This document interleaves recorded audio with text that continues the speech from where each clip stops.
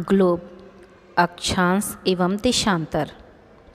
पिछले अध्याय में आप पढ़ चुके हैं कि हमारी पृथ्वी गोलाकार नहीं है।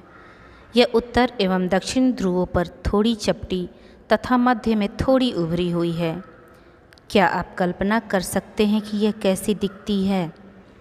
इस संबंध में जानकारी प्राप्त करने के लिए आप अपनी कक्षा में सावधानीपूर्वक ग्लोब को देखिए। ग्लोब पृथ्वी का लघु रूप में एक वास्तविक प्रतिरूप है। ग्लोब विभिन्न आकार एवं प्रकार के हो सकते हैं। बड़े ग्लोब जो आसानी से एक स्थान से दूसरे स्थान नहीं ले जाए जा सकते, पॉकेट में रखने योग्य छोटे ग्लोब तथा गुब्बारे जैसे ग्लोब जिनमें हवा भरी जा सकती है एवं आसानी से एक स्थान से दूसरे स्थान ले जाए जा सकते हैं। ग्लोब स्थिर नहीं होते हैं। इसे उसी प्रकार घुमाया जा सकता है जैसे कुम्हार का पहिया या लट्टू घूमता है।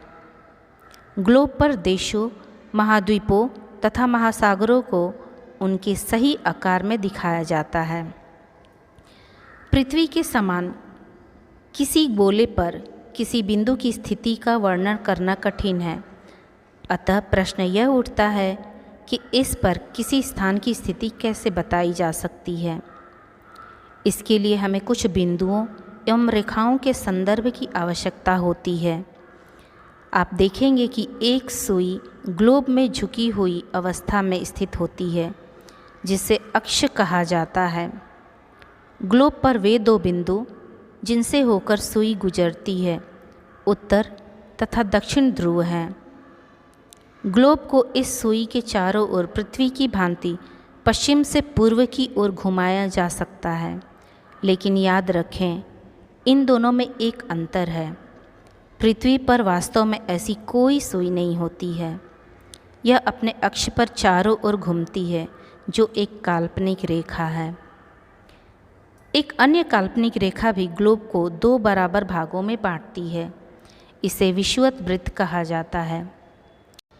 पृथ्वी के उत्तर में स्थित आधे भाग को उत्तरी गोलार्ध तथा दक्षिण वाले आधे भाग को दक्षिणी गोलार्ध कहा जाता है।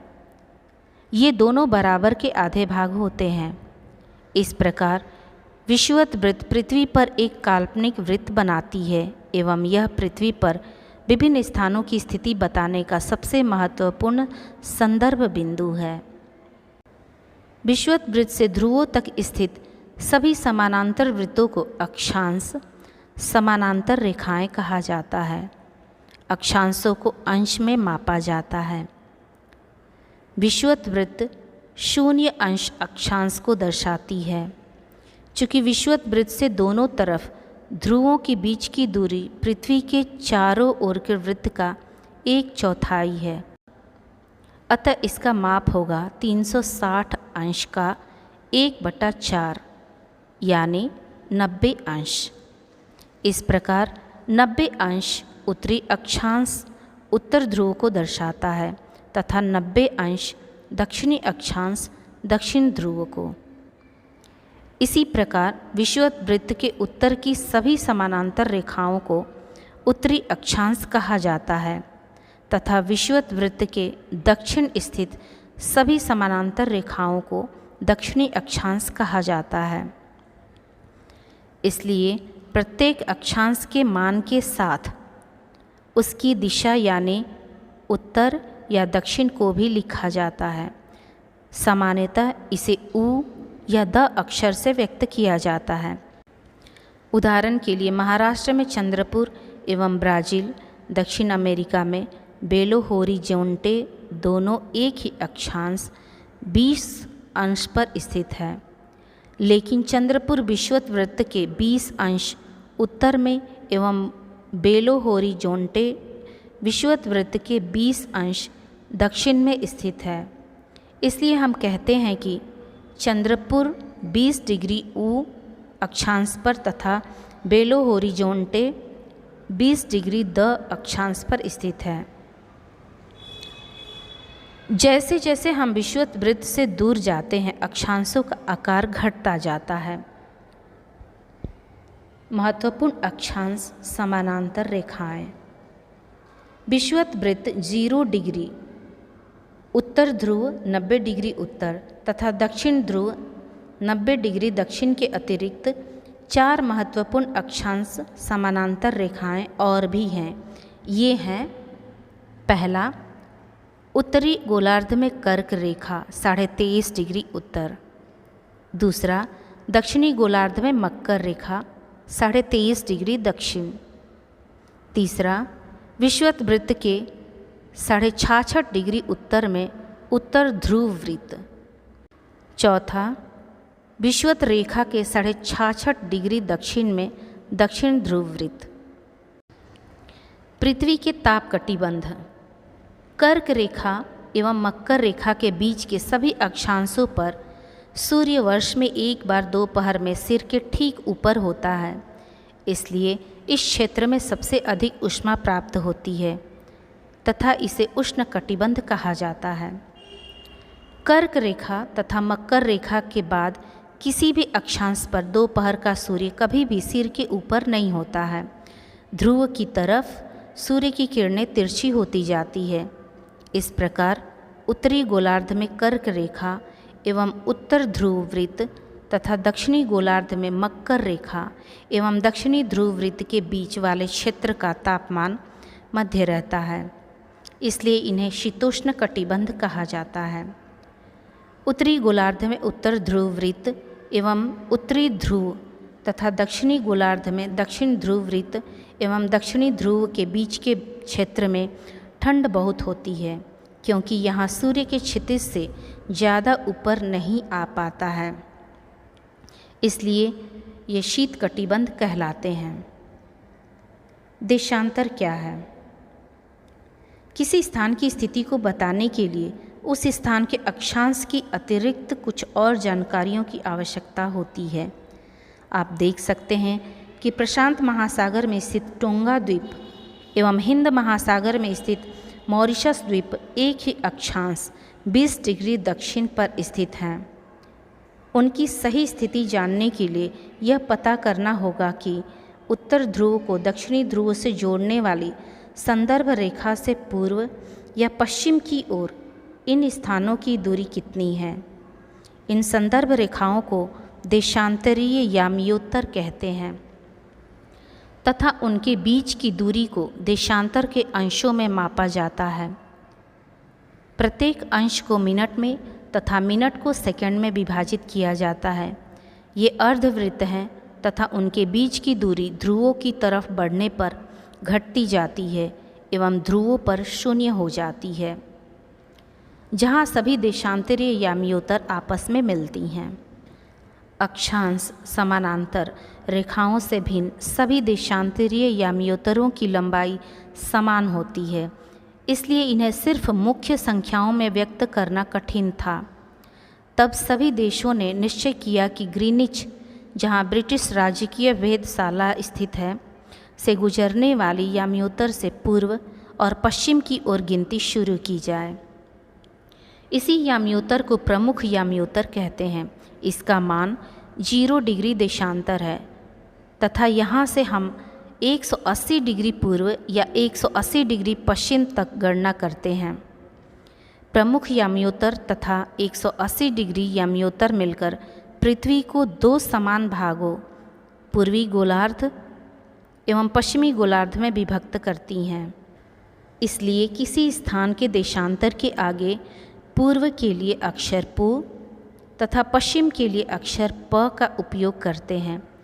यह जानना रोचक होगा कि 180 डिग्री पूर्व और 180 डिग्री पश्चिम यामियोत्तर एक ही रेखा पर स्थित हैं। अब ग्लोब पर अक्षांश समानांतर रेखाओं एवं देशांतरीय यामियोत्तर के द्वारा बनी ग्रिड को देखिए। अगर आपको किसी स्थान के अक्षांश एवं देशांतर की सही जानकारी हो तो ग्लोब पर आप उस स्थान का पता आसानी से लगा सकते हैं। उदाहरण के लिए असम में धुबरी 26 डिग्री उत्तर अक्षांश एवं 90 डिग्री पूर्व देशांतर पर स्थित है। अब उस बिंदु को देखें जहां ये दोनों रेखाएं एक दूसरे को काटती हैं। यह बिंदु धुबरी की सही स्थिति होगा। इसको समझने के लिए कागज पर समान दूरी वाली क्षैतिज तथा ऊर्ध्वाधर रेखाएं खींचिए। ऊर्ध्वाधर रेखाओं को संख्या 1, 2, 3, 4 से तथा क्षैतिज रेखाओं को क, ख, ग, घ अंगा अक्षरों से व्यक्त करें। जिन बिंदुओं पर ये ऊर्ध्वाधर एवं क्षैतिज रेखाएं एक दूसरे को काटती हैं वहाँ कुछ छोटे वृत्त खींचिए। इन छोटे वृत्तों को अ, ब, स, द तथा ध नामों से व्यक्त कीजिए। मान लीजिए कि ऊर्ध्वाधर रेखाएं एवं देशांतरों एवं क्षैतिज रेखाएं उत्तरी अक्षांश को व्यक्त करती हैं। अब आप देखेंगे कि वृत्त अ ख डिग्री उत्तरी अक्षांश तथा 1 डिग्री पूर्व देशांतर पर स्थित है। अन्य वृत्तों की स्थिति ज्ञात करें। देशांतर और समय। समय को मापने का सबसे अच्छा साधन पृथ्वी, चंद्रमा एवं ग्रहों की गति है। सूर्योदय एवं सूर्यास्त प्रतिदिन होता है, अतः स्वाभाविक ही है कि यह पूरे विश्व की समय निर्धारण का सबसे अच्छा साधन है। स्थानीय समय का अनुमान सूर्य के द्वारा बनने वाली परछाई से लगाया जा सकता है, जो दोपहर में सबसे छोटी एवं सूर्योदय तथा सूर्यास्त के समय सबसे लंबी होती है। ग्रीनिच पर स्थित प्रमुख याम्योत्तर पर सूर्य जिस समय आकाश के सबसे ऊंचे बिंदु पर होगा, उस समय याम्योत्तर पर स्थित सभी स्थानों पर दोपहर होगी। चूँकि पृथ्वी पश्चिम से पूर्व की ओर चक्कर लगाती है, अतः वे स्थान जो ग्रीनिच के पूर्व में हैं, उनका समय ग्रीनिच समय से आगे होगा तथा जो पश्चिम में हैं, उनका समय पीछे होगा। समय के अंतर की दर की गणना निम्नलिखित विधि से की जा सकती है। पृथ्वी लगभग 24 घंटे में अपने अक्ष पर 360 डिग्री घूम जाती है, अर्थात वह 1 घंटे में 15 डिग्री एवं 4 मिनट में 1 डिग्री घूमती है। इस प्रकार जब ग्रीनिच में दोपहर के 12 बजते हैं, तब ग्रीनिच से 15 डिग्री पूर्व में समय होगा 15 गुने 4 बराबर 60 मिनट, अर्थात ग्रीनिच के समय से 1 घंटा आगे, अर्थात वहाँ दोपहर का 1 बजा होगा। लेकिन ग्रीनिच से 15 डिग्री पश्चिम का समय ग्रीनिच समय से 1 घंटा पीछे होगा, यानी वहाँ सुबह के 11 बजे होंगे। इसी प्रकार जब ग्रीनिच पर दोपहर के 12 बजे होंगे, उस समय 180 डिग्री पर मध्य रात्रि होगी। किसी भी स्थान पर जब सूर्य आकाश में अपने उच्चतम बिंदु पर होता है, दोपहर में उस समय घड़ी में दिन के 12 बजते हैं। इस प्रकार घड़ी के द्वारा दिखाया गया समय उस स्थान का स्थानीय समय होगा। आप देख सकते हैं कि दिए गए देशांतरीय याम्योत्तर पर सभी स्थानों का स्थानीय समय समान है। हम मानक समय क्यों मानते हैं? अलग अलग याम्योत्तर पर स्थित स्थानों के स्थानीय समय में अंतर होता है। उदाहरण के लिए, बहुत से देशांतरों से होकर गुजरने वाली रेलगाड़ियों के लिए समय सारिणी तैयार करना कठिन होगा। भारत के गुजरात के द्वारका तथा असम के डिब्रूगढ़ के स्थानीय समय में लगभग 1 घंटा 45 मिनट का अंतर होगा। इसलिए यह आवश्यक है कि देश के मध्य भाग से होकर गुजरने वाली किसी याम्योत्तर के स्थानीय समय को देश का मानक समय माना जाए। इस याम्योत्तर रेखा के स्थानीय समय को पूरे देश का मानक समय माना जाता है। भारत में 82.5 डिग्री पूर्व को मानक याम्योत्तर माना गया है। इस याम्योत्तर के स्थानीय समय को पूरे देश का मानक समय माना जाता है। इसे भारतीय मानक समय के नाम से जाना जाता है। कबीर भोपाल के निकट एक छोटे से नगर में रहता है। वह अपने मित्र आलोक से कहता है कि वे लोग आज रात्रि में नहीं सो पाएंगे।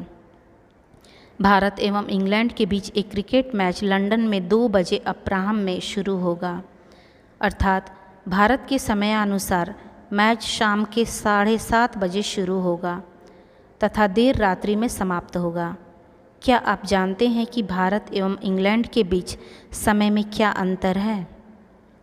भारत ग्रीनिच के पूर्व 82.5 डिग्री पूर्व में स्थित है तथा यहाँ का समय ग्रीनिच समय से 5 घंटा 30 मिनट आगे है। इसलिए जब लंदन में दोपहर के 2 बजे होंगे तब भारत में शाम के 7:30 बजे होंगे। कुछ देशों का देशांतरीय विस्तार अधिक होता है, जिसके कारण वहाँ 1 से अधिक मानक समय अपनाए गए हैं। उदाहरण के लिए रूस में 11 मानक समयों को अपनाया गया है। पृथ्वी को 1-1 घंटे वाले 24 समय क्षेत्रों में बांटा गया है। इस प्रकार प्रत्येक समय क्षेत्र 15 डिग्री देशांतर तक के क्षेत्र को घेरता है।